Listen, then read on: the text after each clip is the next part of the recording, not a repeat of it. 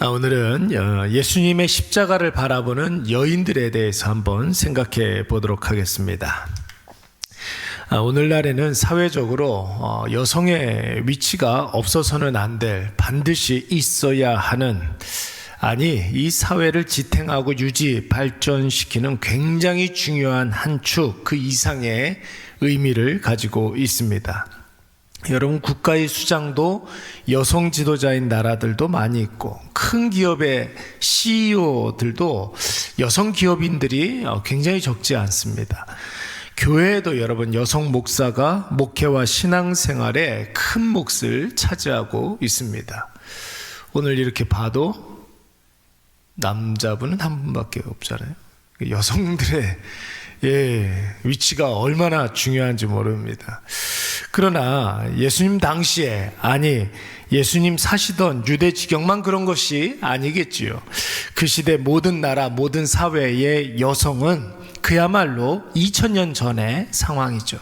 그야말로 인간 이하의 대접을 받았습니다. 그래서 공적인 모든 사회 활동이 제한되어 있었고, 심지어 바깥 출입도 제한되었으며, 뭔가를 이제 결정을 할 때에도 아버지나 그 남편에게 거의 모든 권한이 있었습니다. 심지어 어떤 재판에 있어서도 분명히 목격을 하고 분명히 경험을 했는데 증인이 여자라면 채택되지 않았습니다. 그런데 여러분, 오늘 복음서의 저자 마가는 여러분 어떻습니까?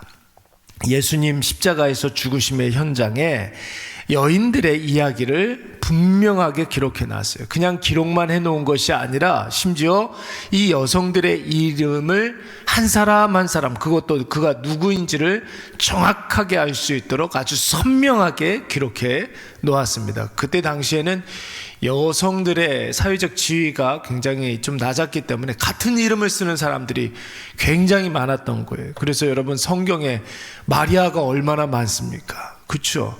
그냥 우리나라로 치면은 그냥 영희 같은 그런 이름이었던 거예요.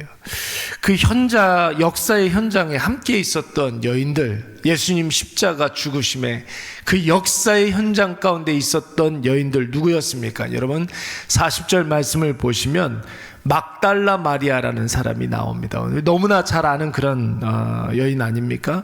이 여인은 7 귀신 들렸다가 예수님에 의해서 고침을 받은 여인이었습니다. 여러분, 이 막달라 마리아가 굉장히 중요한 이유는 무엇이냐면, 예수님 부활하셨을 때 최초의 목격자가 바로 이 막달라 마리아였습니다.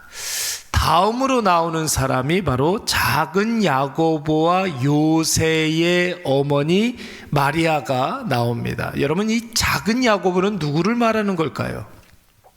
세베대의 아들 야고보 있잖아요. 세베대의 아들 요한과 야고보와 좀 분리하기 위해서 작은 야고보 이렇게 호칭을 하고 있는 겁니다. 그러니까 예수님의 12명의 제자들 가운데 2명의 야고보가 있었거든요.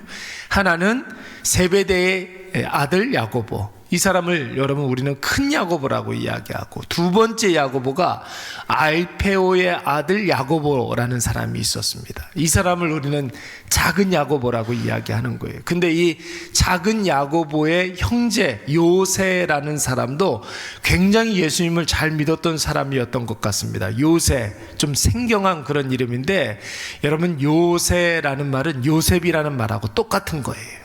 그러니까 야고보의 형제가 아마 요셉이었던 것 같습니다. 그의 어머니의 이름도 마리아였습니다. 이 마리아도 예수님을 굉장히 잘 믿은 여인이었던 것으로 보입니다. 그러니까 엄마의 신앙이 훌륭하니까 훌륭한 아들들이 그 밑으로 나오게 되는 것이죠. 또 살로메라는 여인이 나옵니다. 살로메는 누구일까요, 여러분?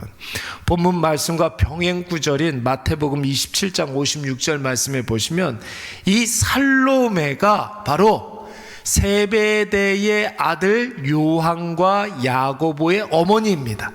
그러니까 세베대 아내가 누구예요? 이 살로메라는 거예요. 성경이 좀 많이 복잡해요. 세베대의 아내가 살로메, 그 밑에 두 아들이 야고보와 요한. 이렇게 되는 것입니다. 그러니까 여러분, 세베대의 아내 요한과 야고보의 어머니가 이 살로메가 되는 것이죠. 그런데 여러분, 이 살로메의 특이한 점은 뭐냐면 예수님의 어머니는 또 이름이 뭡니까? 또 그 여인도 마리아예요. 이 마리아의 여자 형제가 이 살로메였습니다. 그러니까 여러분, 그러니까 그 자매인지 아니면 사촌인지는 모르겠지만 예수님과 요한 그리고 야고보는 아마도 이종사촌지간이 아니었을까, 그런 학자들의 추정을 합니다. 여러분, 물론 그 사회에서는 그렇게 먼 친척은 그렇게 큰 의미를 부여하지는 않습니다. 그때 당시에는 여러분 한 시족 사회였기 때문에 이런 일들이 굉장히 다반사였죠. 우리나라 관점으로 보면 여러분 먼 친척이 되지만 이 유대 사회에서는 그렇게 큰 일은 아니었던 거예요. 그래서 그랬는지 여러분, 살로메와 관련된 일화 중에 굉장히 유명한 일화가 하나 있잖아요. 이 살로메가 아들 둘, 요한과 야고보를 데리고 예수님한테 가가지고 뭐 했습니까? 인사청탁을 했어요. 주님의 나라가 오면 하나는 오른쪽에 하나는 왼쪽에 두게 해달라고. 이런 일, 그러니까 여러분 먼 친척이 되니까 이런 부탁을 할 수가 있었던 것이죠. 그리고 41절 말씀에 보면은 이 외에도 예수와 함께 예루살렘에서 올라온 여자가 많이 있었더라 그랬습니다. 여러분, 어떤 여자라고 그랬습니까? 예수와 함께 예루살렘에 올라온 여자들이라고 그랬어요. 그러니까 아마도 이 여인들은 어디에서부터 왔을까? 예수님의 원래 공생의 주 무대가 어디예요? 북쪽의 갈릴리 아닙니까? 가버나움 그 근처. 거기에서부터 예수님께 은혜를 많이 받고 예수님 죽으러 예루살렘으로 가신다 하니까 이 여인들이 아마 예수님을 쫓아왔었던 것 같습니다. 근데 여러분 보세요. 물론 막달라 마리아 같은 경우에는 젊은 여성이었겠지만 이 살로메라든지 요새와 야고보의 어머니 마리아라든지 뭐 예수님의 어머니 마리아도 마찬가지겠고, 그때 당시에 예수님을 따르던 여인들은 대부분 다 연세가 많았던 분들이었습니다. 지금 여기도 이렇게 이게 자연스러운 현상이란 말이야. 아유, 우리 교회는 연세 드신 분들만 있어. 그런 소리 하면 안 돼요, 여러분. 2000년 전부터 그랬어요. 그러니까 여러분, 그게 자연스러운 현상들입니다. 그런데 여러분, 이 여인들의 공통점이 무엇입니까? 막달라 마리아, 야고보의 어머니 마리아, 살로메, 그 밖에 갈릴리의 여자 성도들, 예수님을 따르며 섬기는 자들이었다라는 거예요. 예수님을 따르며 섬기는 자들. 여러분, 제가 거듭해서 강조하지만 헬라어에는 우리나라에는 없는 시제가 있습니다. 과거, 현재, 미래 이렇게 나타나는 시제 있잖아요, 시제. 여러분, 미완료 과거형이라는 시제가 있어요. 미완료 과거형. 여러분, 이 시제는 뭐냐면 굳이 설명을 하자면 과거로부터 지금까지 쭉 이어오는데 그게 앞으로도 계속될 일들. 우리 뭐가 있을까요? 어제도 우리가 밤에 잠을 잤잖아요. 과거에도 잤고 오늘도 잤고 내일도 잘 일들. 이게 바로 미완료 과거형입니다. 밥 있잖아요. 밥 먹잖아요. 과거에도 먹었고 오늘도 우리가 먹을 거죠. 내일은 여러분 어떨 것 같습니까? 따로 금식을 계획하신 분들이 아닌 이상은 먹겠죠. 미완료 과거형입니다. 따르다라는 말 단어가 에콜루든 이렇게 발음을 하는데, 이것도 여러분 전에도 따랐고 지금도 따랐고 앞으로도 따르는 여인들이었다는 거예요. 또 섬기다라는 단어는 디에코눈 이렇게 발음을 하는데, 이것도 섬기는데 옛날에도 섬겼고 지금에도 섬겼고 앞으로도 섬길 여인들이었다는 것입니다. 그러니까 여러분, 그들은 예수님을 만난 이후에 예수님이 십자가 못 박혀 죽으신 그 십자가 현장에서 계속해서 변함없이 쭉 예수님을 열렬히 따르던 여인들이었고, 또한 자신의 가진 것으로 어떻게 해서든지 예수님과 예수님의 제자들을 뒷바라지하려고 했었던 여인들이었던 것입니다. 그렇다면 여러분, 우리가 오늘 이 본문의 말씀을 통해서 얻을 수 있는 교훈 한 가지가 무엇입니까? 오늘 마가복음에서 마가가 언급한 이 여인들은 여성의 사회적 지위 향상을 위해서 여인들의 이름을 거명한 것이 아니라는 거예요. 마가가 여인들의 이름을 명확히 기록한 이유는 그들이 여성이어서가 그런 것이 아니라 그들이 예수님을 지속적으로 따르는 주님의 여자 제자들이었고 끝까지 예수님을 섬기고 예수님이 죽음 이후에도 계속해서 주님을 신실하게 섬기고 헌신했던 주님의 제자들이었기 때문에 분명하게 그들의 이름을 거명한 줄로 믿습니다. 사랑하는 여러분, 우리가 지난주에도 이 성도, 우리 교회 성도 가정 중에 장례식이 있었어요. 이 세상 한평생 살면서 남는 것이 무엇이라고 생각하십니까, 여러분? 이 세상과 우리가 앞으로 가는 하나님 나라에서 동일하게 유효한 것, 이 세상에서도 쓸모가 있고 이 세상 떠나서 우리가 하나님 나라 가서도 쓸모가 있는 것, 그거 뭐가 있을까요? 뭐 가져가실래요? 뭐 가져가실랍니까? 아파트 한 채 그 집문서 갖고 가겠습니까? 여러분들 정말 좋아하는 그 옷, 그거 갖고 가시겠습니까? 가져갈 수 있는 게 아무것도 없어요. 딱 한 가지 있어요. 그게 뭘까요? 믿음. 예수님을 믿는 그 믿음만 가지고 가는 것입니다.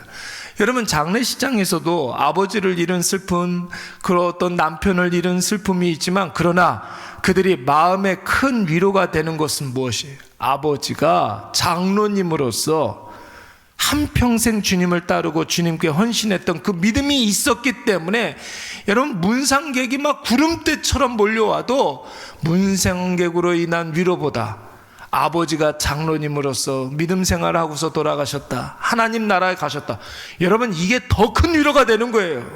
그렇잖아요. 문상객이 1000명이 오고 2000명이 오면 뭐합니까? 돌아가신 아버지 위해서 오신 게 아니에요. 유족들 위해서 오는 거죠. 그런데 위로가 됩니까? 위로가 안 돼요. 여러분, 유일한 그 위로는 신앙생활 잘 하시다가 가셨다라는 거. 하완이, 여러분, 어떨 땐 보면은 하완이 너무 많아가지고 리본만 쭉 걸어 놓잖아요. 너무 많아가지고. 그렇잖아요. 그게 위로가 돼요? 그게 훈장이 됩니까? 아니에요, 여러분. 우리 아버지 신앙생활 잘 하시다가 한평생 주님 따르고 주님께 헌신했던 그 믿음으로 사셨던 우리 아버지, 믿음으로 사셨던 우리 어머니, 그것만 위로가 되는 줄로 믿습니다. 그러니까 여러분, 어떤 분들은 그런 분들이 있더라고요. 육개장 맛있게 먹고 있는데, 목사님, 저는 이렇게 그 불신 가정의 장례식장에 오면은 속이 별로 이렇게 안 좋아가지고 육개장이 잘 안 넘어간대. 그런데 이렇게 복된 가정의 장례식장 오면은 자꾸 이 육개장이 그렇게 맛있다는 거예요. 마음이. 설교하는 저도 마찬가지예요. 할 말이 너무 많아요. 할 말이 너무. 그런데 죄송하지만 이게 좀 아닌 그런 가정은 도대체 무슨 말을 해야 될지 늘 고민이에요. 늘 고민. 여러분 믿음만 가지고 하나님 나라 가시기 바랍니다. 사랑하는 여러분, 이 세상에서 내가 남자로 사느냐 여자로 사느냐, 그거 중요한 게 아니에요. 너 이렇게 뭐 많이 가졌느냐 못 가졌느냐, 나이가 많냐 적냐, 사회적으로 지위가 높으냐 낮냐, 이런 게 뭐가 중요하겠습니까? 중요한 것은 주님의 말씀을 따르는 삶, 주님을 위해서 믿음으로 섬기고 헌신했던 삶만이 남는 줄로 믿습니다. 그래요, 여러분. 중환자실에 가보니까 다양한 연령대가 다 있더라고요. 뭐가 중요해요, 거기? 뭐가 중요합니까? 믿음으로 살아가느냐, 이게 중요한 거예요. 이게 오늘 이것을 꼭 기억하셔서 우리의 삶에 빛나는 보석처럼 우리의 말씀을 따르는 순종의 삶이, 여러분, 주님을 위하여 신실하게 섬기는 그 헌신의 삶이 날마다 반짝반짝 빛나시기를 간절히 축원합니다. 참고로